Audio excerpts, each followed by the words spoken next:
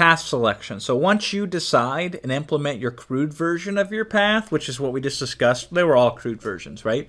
Then consider what elements that you will eventually augment or adjust in the near future based on data and results. Let me give you some examples.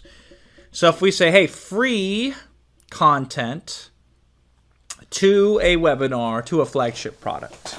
So by the way, this is a kind of a tweak on some of the models I discussed with you earlier. So saying free directly to the paid flagship product, or free to low ticket, mid ticket, and then to the flagship. We can also do free to webinar to then the flagship. That free offer has some potential to play with.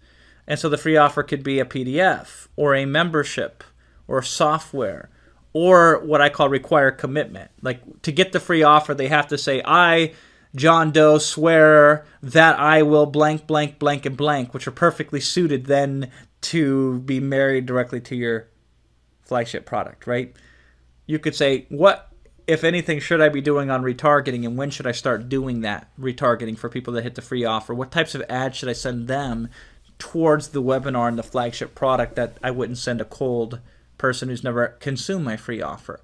That kind of stuff. I'm not saying you do all this stuff at once, because you're probably not running like hundreds of employees that are all perfectly trained to do all these things and an endless budget. I'm saying the crudest form is going to be sending them something for free. That free thing gets them to come to a webinar also, as well as the follow-up, and then that helps you sell a flagship product. That's a crude form. You can start there and begin to acquire customers. And then you say, okay, should it be a PDF or should it be a video? Should I give them access to this on a download page or a membership site? Should it be software instead of information? What kind of a commitment, if anything, should I ask for or require or at least suggest? When should I do retargeting, and what would that look like? So these are the levers that you can pull. It could even be on the webinar itself too. So the first major area with which you can play with is a free offer in this case.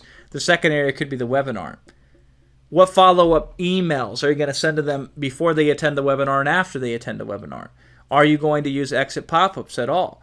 Are there supplemental PDFs that can focus on specific elements of the webinar to help them reconsume the webinar, or help them, in addition to the webinar, decide to take advantage of your flagship product? Can you provide them case studies before or after the webinar? Would that help the webinar and help make sales of your flagship product? Is there different retargeting here that we would do than we would for the free offer?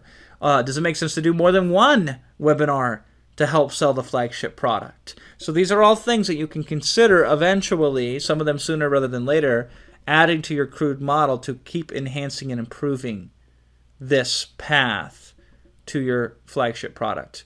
And then heck, even the flagship product itself can have some considerations. But even before that, let's just add in another step. Maybe it goes free offer to webinar to the mid-ticket purchase, which then on the back end of that is when we sell our flagship product. And so the mid-ticket could be a singular aspect of the flagship product. Or it could be substitutable.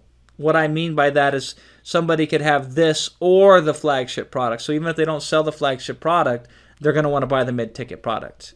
But if they buy the mid-ticket product, a lot of them say, hey, I want the flagship to be put in its place once I have the mid-ticket and have experienced that. Agile. What I mean by this is you can swap out the mid-ticket. You can have multiple different products that you put in the mid-ticket place depending on time of the year, depending on external events, depending on just testing and elements like that.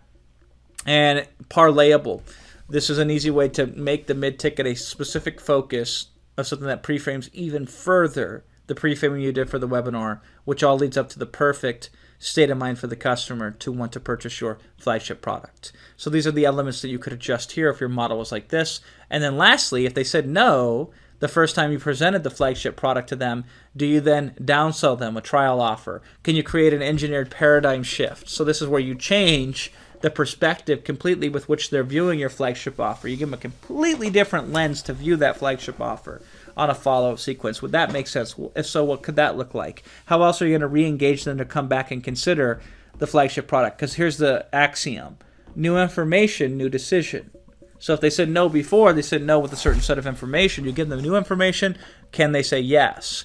what's the retargeting look like here, if any? So these are the elements. Once we start putting in the crude funnel and start taking in customers or attempting to take in customers, these are the areas we can leverage, and these are some of the considerations. But whatever your funnel is, these are the major points, whether it's 2 or 3 or 4 little circles like I have here. And then you say, what are the major areas that can affect those 1, 2, or 3 or 4 major points that can increase the result of customers coming and buying the flagship product?